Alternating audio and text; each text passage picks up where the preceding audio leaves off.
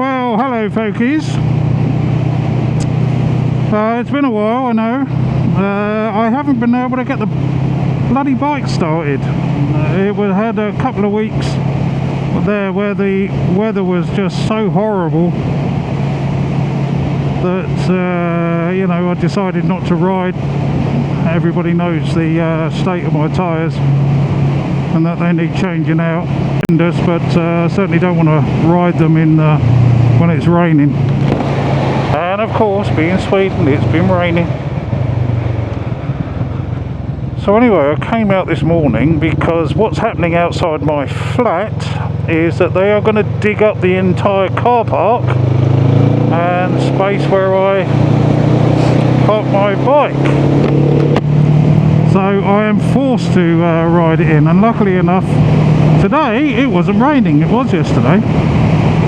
So I trundled down, got everything done, 4 o'clock in the morning, everything locked and loaded, got on the bike, and it just went tick tick tick tick tick tick tick, and I just thought, oh you mother.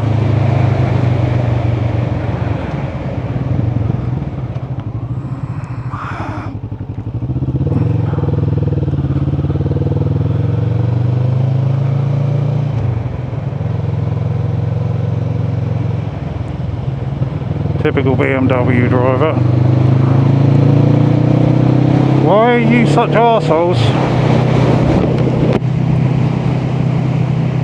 Yeah, it's a tick tick tick tick tick, and I thought, ah, God, what's that? It sounds like either the battery or a fuse. And I wasn't going to be pissing around at 4 o'clock in the morning in the pitch black.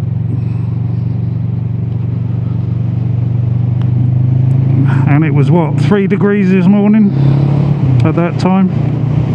So I thought, nope, everything off, up to my flat, everything off, let's go and get the bus and fix it when I get home. So I stripped it down. Luckily enough, I did check the fuses, but it was alright. But I had the foresight last year to get a Nocco battery booster, which I of course charged up when I got it. I think it's the GB40. Fantastic piece of equipment, worth every penny. And took her down and of the seats off and that sort of stuff like you have to do with the Vulcan S, and yeah, she started up. Thank the gods it was an easy fix.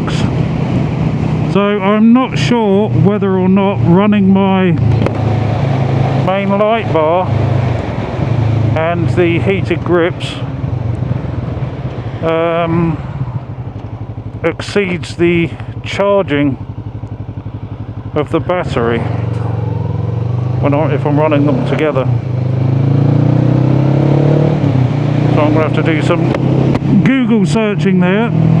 Now the battery itself is well, I mean, it's not old. It's the original one that the bike came with, that it was made in 2021. So that's not super old. But of course, she, you know, does need a bit of a trickle charge every now and then. But this is it. This is basically the last ride, because I'm taking it into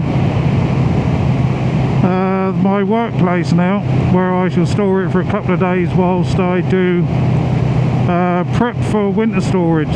So I'm going to be you know, oiling and cleaning and waxing, and I can put the bike on charge a little bit there.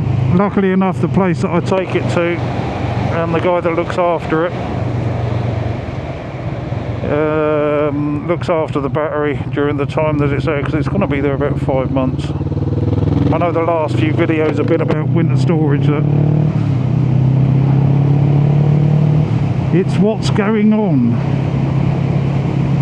But the temperature now is starting to plummet enough now that it's just it's no fun. Rides like this, you can endure them and that, but I don't want to, now that it's got a question mark on it about putting the heated hand grips on with the light bar together. I don't want to do that because I don't want to be stuck out somewhere riding and the bike won't start, even though I've stuck the battery booster in my pannier, so I've got it with me. just in case. Just in case I go and stall it like Slowbo does. Yes, we've seen it. You didn't manage to clip them out, did you? All those clips, Slowbo. The VFR staller. Congrats on 1,000 subs, by the way, buddy. That was well deserved. There's a couple of online friends actually that I want to give a shout out to, as this might be the live one. There are some videos coming, but they're ones that I've recorded before in the year. So when the bike's in winter storage, I've got something that I can put out.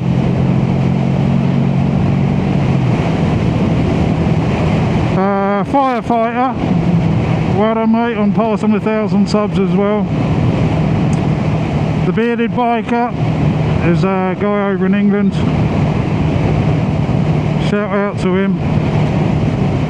21, is it 21 Moto with the Grom? Shout out to you, buddy. Rambling Man.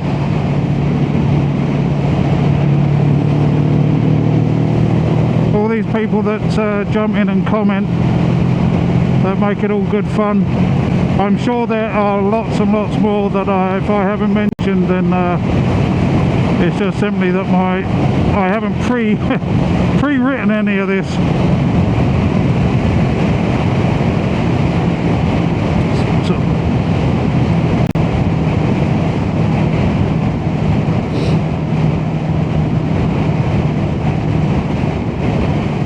Oh, a new sub as well, yeah, there's one who's just jumped in my head. Spoke in the Eye over in Canada. Coming up on 100 subs.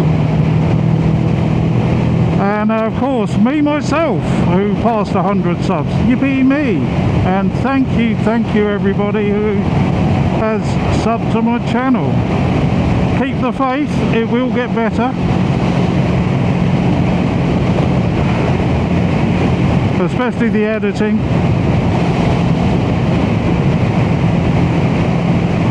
So yeah, last ride now in. In one of my previous videos you saw how far the actual motorcycle dealership is, where I actually leave the bike to get stored for winter. It's not actually stored there, it gets taken about 25 kilometers away.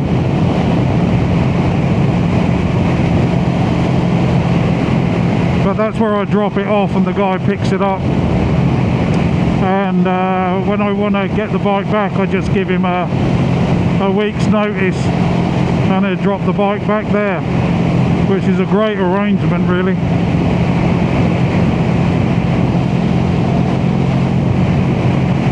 But last ride, I think temperature wise it's about the same, 3-4 degrees. So I am noticing it on my hand without my heated grips on.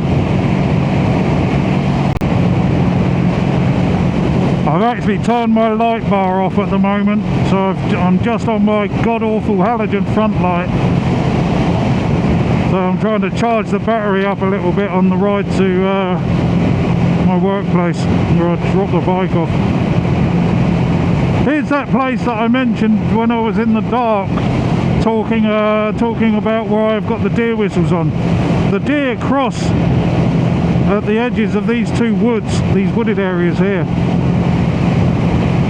And that can half make you jump, I can tell you.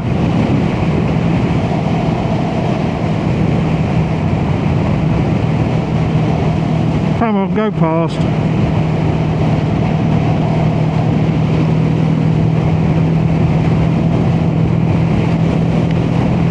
I've pretty much got a full tank of gas. That's about all I have to do is make sure that... Look at that, there's another positive thing. On the way to where I drop my bike off, there's a petrol station as well, so I just have to stop there and top the tank up. So there's about a centimetre to 2 centimetres of breathing space, and takes the oxygen out of the petrol tank. It doesn't really need any more. Lots of people in different countries put different liquids into their petrol if they're going to store it for a long time, but doesn't seem to affect anything over it. But I am so glad I could get you started up, baby, anyway, because I thought, what the hell am I going to do? That's the one big problem with not having a garage and having to park it on the side of the road like I do. But thank the road gods that it hasn't been fucked with. No one has messed with the bike in the 2 years or the 2 seasons that I've parked the bike outside. I've had one time that I think someone must have been parking their car and came up close behind the bike when it was parked and bent the number plate. But that was it. That's why I park it on actually the side of the road under that tree.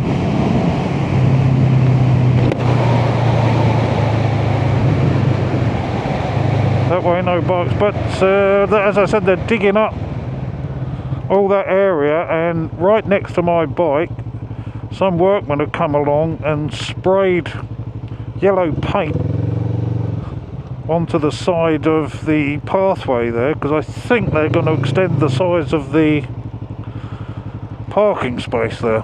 Parking is a bit of a bastard in Helsingborg. Excuse me. I remember that from when I had a car. I had a long one as well. I had the XC70. Beautiful motor. But she is long, and trying to struggle for parking spaces every single goddamn night that you come home from work was such a pain. When I was married and we both had cars, my god, that was such a pain in the arse. Sometimes you'd end up finding a parking space and having to phone the missus to come and pick me up because I was so far away from where I'd parked the car, and get up 20 minutes earlier to hike to where you'd left the car. So all that goes away with a bike for the most. Something I didn't know actually is you're not allowed to park your bike on the side of the road in Denmark. I didn't actually know that. So I must remember that if I ride over to Copenhagen. God knows what I'm going to bloody do, but if anybody knows about that, let me know in the comments, will you?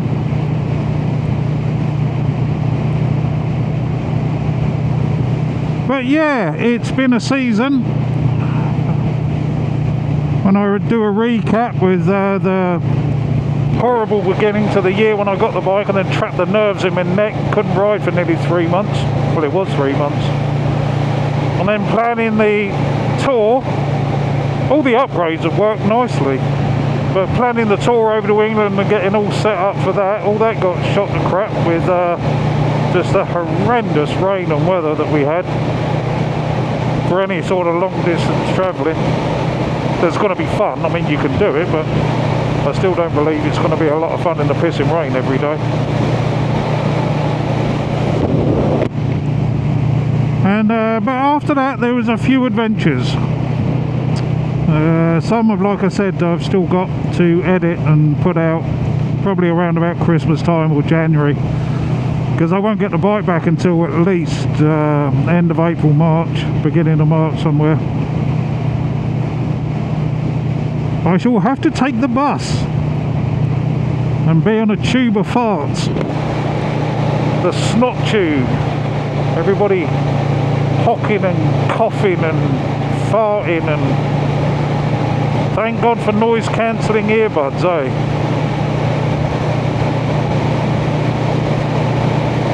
But yeah, thanks peeps. I shall probably video myself dropping the bike off at the spot, which might be a quick short, we'll see. But thanks for 100 subs, or nearly 110 now, and I'll catch you in the next one. Cheers.